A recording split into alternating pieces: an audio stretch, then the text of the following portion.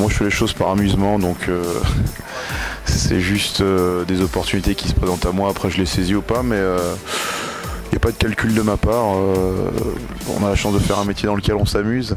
Je m'amuse bien avec Laurent Ruquier à la radio, c'est pour ça que j'y suis toujours. Après j'ai continué la radio parce que c'est un outil que j'affectionne particulièrement.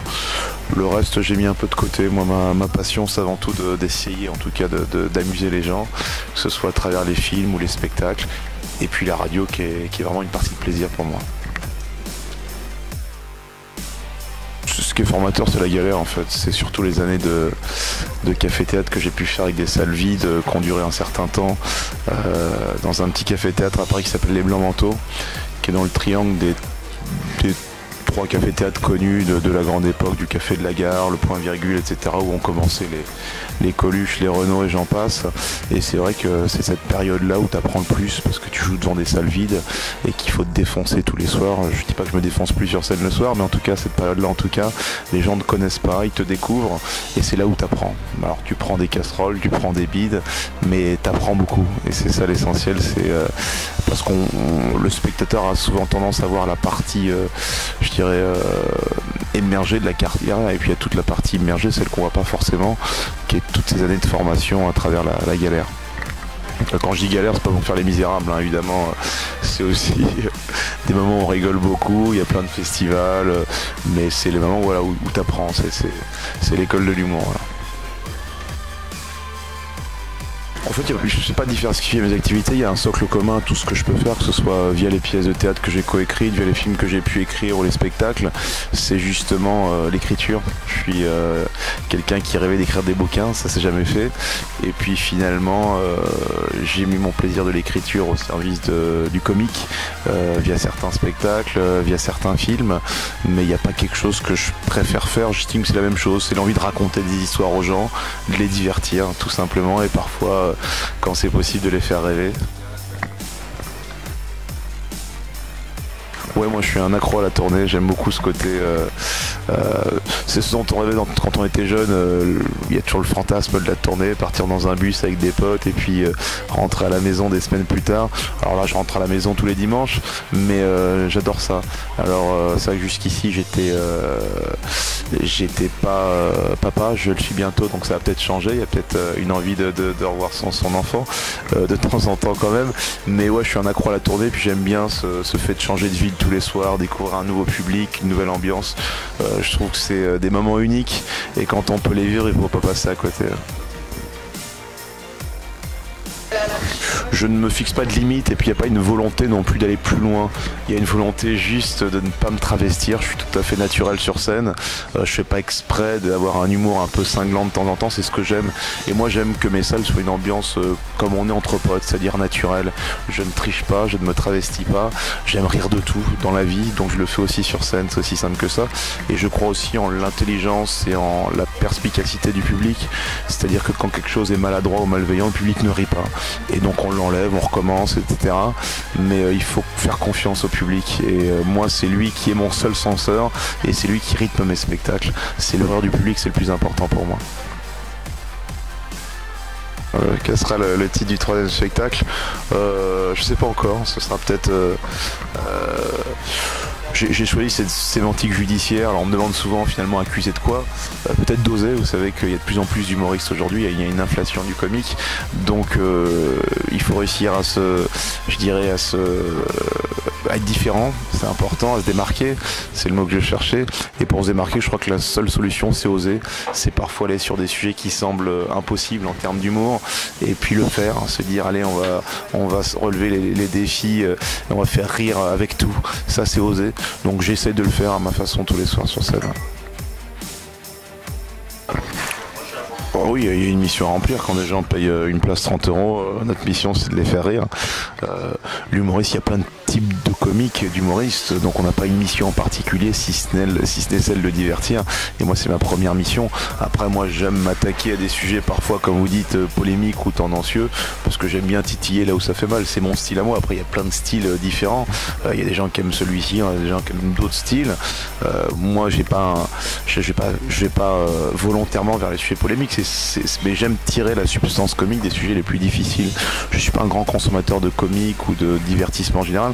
Moi, j'ai plus regardé des documentaires et d'aller chercher des personnages que tout le monde n'a pas forcément vus, mais qui moi m'amusent, où je me dis en tout cas il y a une base comique à ce personnage, il serait intéressant d'essayer de le refaire sur scène.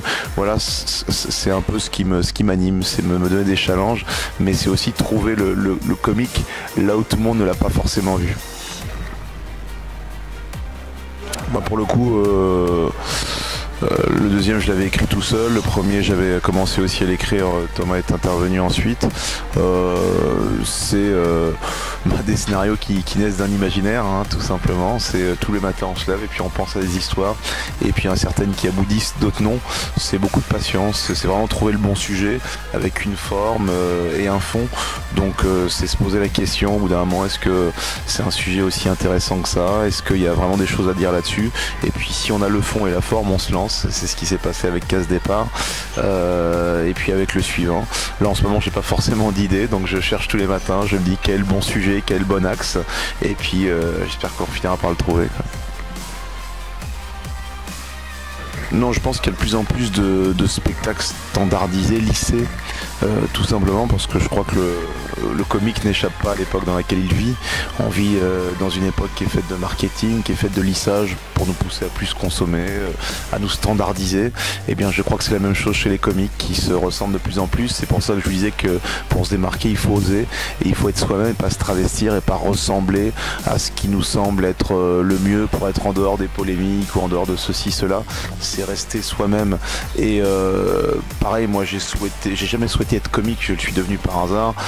Je me suis aperçu que je faisais marrer pas mal de monde au fond de la classe, mais j'ai pas voulu être comique pour être comique en me disant c'est un métier où on passe à la télé, etc. Moi mon seul objectif au départ, quand j'ai commencé au Blanc-Manteau, qui est une salle de 90 personnes, si j'avais rempli cette salle, je pensais que j'allais m'arrêter là, j'étais déjà content. Il n'y avait pas toute cette chantilly qu'il y a autour des comiques aujourd'hui, mais voilà, c'est toujours pareil, on en revient à la même chose. On fait un métier où il faut oser, on est des artistes, il faut pas rester dans le moule. Ah bah vous avez dit le seul mot important, c'est le travail, on va pas se mentir. Si j'essaie de faire un maximum de dates tous les ans, si je me lève tous les matins très tôt pour écrire, c'est que même si j'ai pris le contre-pied de ma famille très scolaire où tout le monde est médecin, prof, etc., je m'aperçois qu'au quotidien finalement je fais exactement la même chose, que je travaille d'arrache-pied et que je suis pas peut-être un gynécologue à bac plus 10 comme mes frères et sœurs, mais je suis un comique à bac plus 10 parce que j'ai fait mes classes aussi. On a parlé de la galère entre guillemets, du travail au quotidien. Bah voilà, il n'y a pas de secret. Il y a quelqu'un qui m'a dit un jour, c'est le comique, c'est la règle des 3 P, la règle des 3 T. C'est patience, patience, patience, travail, travail, travail. Et que comme pour n'importe quelle profession, si on veut être bon, faut essayer d'être le meilleur, et pour ça, faut bosser. Voilà. Ah oui, ma carrière apologique a été quand j'avais à peu près 18 ans. Ça a été des grands moments avec des potes à moi dans la ville voisine de laquelle j'habitais, qui s'appelait Joinville-le-Pont. On avait monté un petit groupe. J'ai été peut-être le rappeur le plus catastrophique de l'histoire du rap et de la musique, on peut le dire en général, parce que j'ai des talents de mélomane assez restreints, j'ai des talents de rappeur très très restreints, mais j'avais une qualité, c'est vrai que mon nom de scène c'est Monsieur Fa, j'avais une qualité, c'est que j'arrivais déjà à écrire des textes à peu près corrects. Et comme je vous le dis, le socle commun à tout ce que j'ai pu faire, ça a toujours été l'écriture.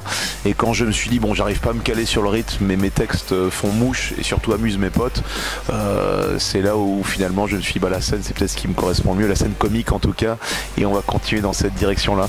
Mais ça a été aussi une autre façon d'écrire, c'était pas de la prose, c'était des rimes, mais voilà, hein, le rap quand c'est bien fait ça reste de la poésie, ça reste une forme d'écriture très noble aussi, donc ça m'a apporté une corde supplémentaire à mon arc.